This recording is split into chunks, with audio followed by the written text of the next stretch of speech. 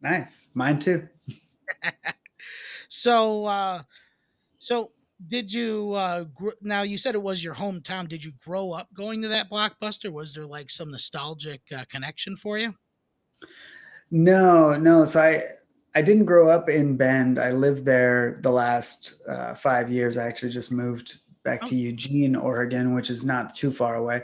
But growing up, I split my time between San Francisco and the middle of nowhere in Oregon, just a really tiny town, not that far from Blockbuster, but um, so far in the middle of nowhere that our video store was also the gas station, which was also the general store. And so that was my video store growing up. It was uh, kind of like a half-mile walk, and then rent my VHS tape and walk home on this country road and pop it in the VCR. And they only had a little wall in the back for videos, and they maybe 50 movies at any given time. So I didn't have the blockbuster experience as a kid until when I got out of high school and I moved to Eugene to go to college. There was a blockbuster there that uh, I went to probably every week. yeah. I mean, I don't know. Growing up, like we never really went to the Blockbuster because it was always a little bit more expensive. We always went to like kind of like the ma and pop video stores, and I don't know. You were talking about like right place, right time for you to take on this project because everyone's super nostalgic for the video store experience because growing up it was what we would do literally every Friday night. My parents would take us to the video store. We would, walk around, pick something out, and I don't know. There's just something about the experience of walking around, kind of getting mesmerized by the different cover art. Kind of. It was where I used to sneak off and kind of get my knowledge about horror movies because I wasn't allowed to watch the really or gory ones growing up. But every time my mom would turn her back, I'd slip over to horror, as I'm sure she would use the opportunity to slip into the back room behind the beads. But, I don't know. I feel like just that experience of just going to a video store, kind of making the effort, like people have a sense of nostalgia about it that I think we're really longing for these days. Yeah, that's definitely something I've noticed since the last blockbuster came out, and we're hearing it from all kinds of people. It's that experience that we're missing now that was such a ritual. It was such a part of our lives. And to me, it seemed like it faded out so gradually, like we never thought about missing it. It wasn't something that just went away one day. It's like after a while, you stopped going so often, and oh, now we can get DVDs in the mail. So that's more convenient. And oh, now we can stream. So maybe I'm only going to go once a month for that new release that's not available. And now I'm not going to go at all. And it took a couple of years for most people, I think, to sort of fade out from renting movies. And it's just, it didn't occur to people to miss that until just recently it became this nostalgia point of, oh right, we did used to do that. Yeah, and it's I mean, I don't know, nowadays I feel like a lot of folks are just in like an information overload because there's so many streaming services, there's so many different options on those streaming services, and there's so much content being produced that I feel like there's that longing for a simpler time when you can just kind of like, walk through and you walk through and you actually like hunt for a tape, you find something, you have to kind of read through, and it's I don't know, there's a ritual to it as well that kind of created a sense of community, you know, Yeah. because I remember, just even when in my teenage years when I go to the movie store, I mean, I would definitely recommend that it'd be like a great date opportunity. You could actually see what certain people's taste in movies are, and if you're a movie buff, that's very important. But yeah, you'd talk to strangers. You kind of like share movie recommendations, that sort of thing, and it I don't know, it just made it seem like more of a homely feeling, you know. Yeah, and the browsing was enjoyable. Now we sit on a couch and I get so frustrated clicking through the streaming services, and I have so many options, but they're not all in one place. I got to go from one app to the other app and look and see what they have. And oh, nope, you know what? Netflix did have the better thing. Let me go back there and watch that. Whereas before, in the video store, they were all in one place and they were sorted by genre, or some of the places had like by director or by actor or all these cool ways. And if you didn't find anything, there was a person there to talk to and say, you know what, none of these new releases look good. um, I like the Goonies. What else you got? Yeah.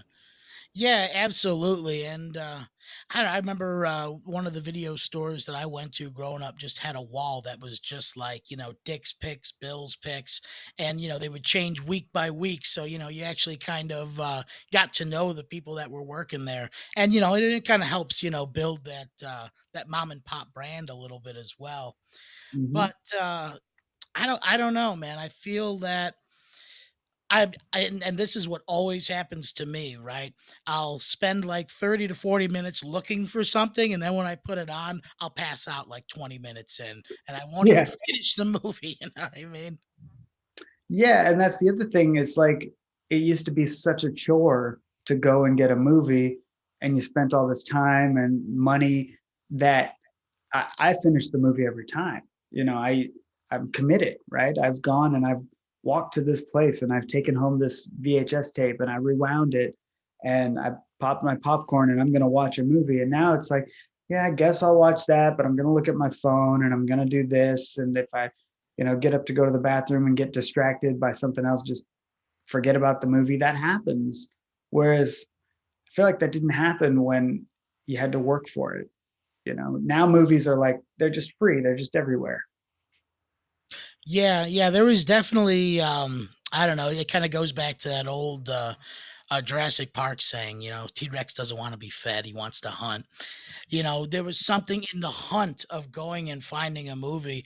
And, me in particular, I was always a fan of going out and finding like some like ridiculous B movie that you'd have to hunt for that not every video store would have, right? So you kind of had to, look around at the different varieties, see what you could find.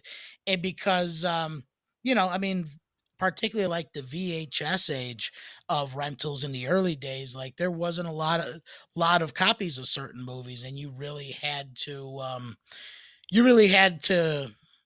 really had to go out of your way to try and find it, because I mean, not every video store is going to have Werewolves on Wheels. Right. Right.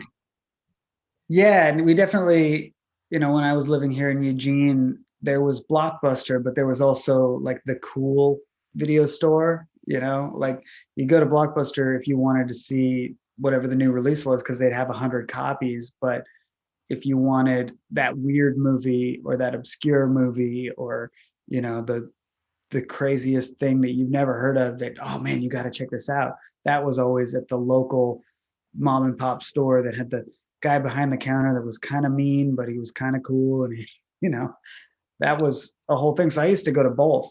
I'd go to Blockbuster first and get The Matrix, or whatever was out that was like, oh, I got to see that new movie. Um, but then on the way home, go by the cool indie video store and be like, well, what's the new trauma movie? What's the weird thing that just came out? Yeah, and I don't know. I feel like that the video store experience has, become like such a cult thing now, because, now you have a complete subculture of individuals that are recreating video stores in their basements with their old VHS collections. And I mean, it's a subgenre that I understand to an extent, kind of like people who collect like obscure records, with collecting VHSs, except the main difference is, the record's a better quality. VHS is not. Right. Yeah, I have such a hard time with that. I got into collecting VHS sort of over the course of making the last Blockbuster, and it's fun. I am such a huge fan of holding a movie in my Yeah. hands, and a DVD is less, right? I think that's what's great about records is they're so big. Like it's, I got this album and it's big, and laser discs are the same size, but with VHS, it's like it's a big, heavy object, and I love having a shelf full and looking at all of them, but the quality is so bad that often I'll just pick one out from the shelf and then try to find it on a streaming service. Like, can I watch this in HD or no? Because Yeah, it doesn't make sense. Like records, you're right. It's better quality and it's got a vibe to it and a warmth to it that CDs never had and that streaming certainly doesn't have. But VHS was outdated when DVDs came out, and now it's back in fashion, but it's almost like it's cool how bad it looks, you know.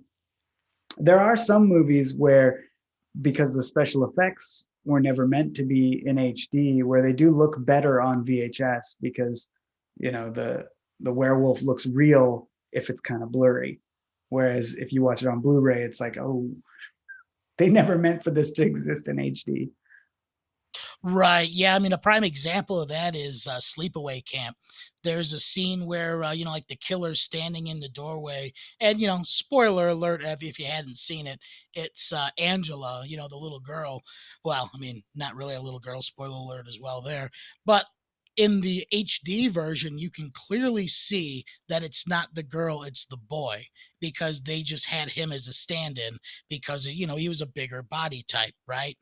And you can clearly see that it's not her. But yeah, just to your point, like they never expected that there would be a quality that we have today in high definition, and I mean especially 4K. Yeah.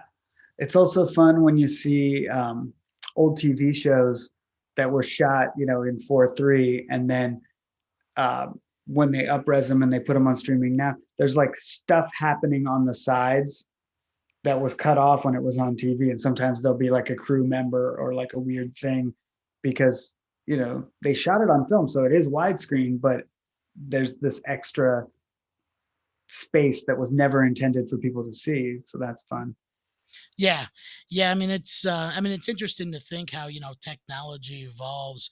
And I mean, I think like, the one of the core tenets of the documentary itself is how changing technology, changes the markets and changes how distribution happens, and kind of the rise and fall of these industries that no one thought would go away.